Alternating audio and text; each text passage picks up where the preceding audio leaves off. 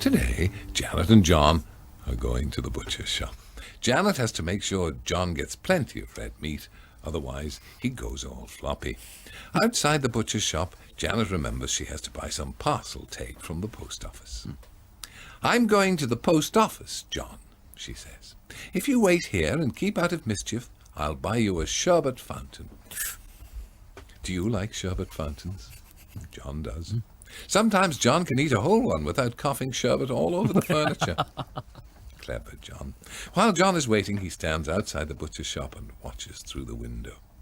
Mrs. Forrest, the butcher's wife, sees John outside and invites him in.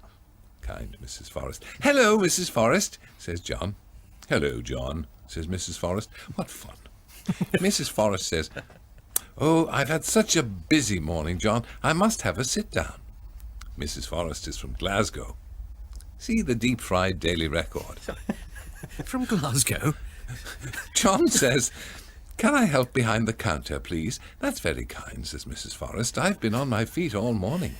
See John looking at the sharp knives. John says, Can I cut up some meat like a proper butcher?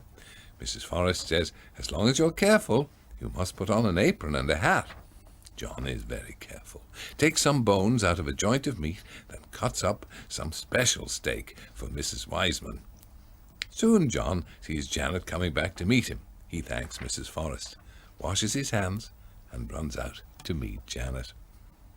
Hello, Janet, says John. Hello, John. Did you behave yourself? Says Janet. Yes, says John. Mrs. Forrest invited me into the shop. She let me pretend to be the butcher's boy.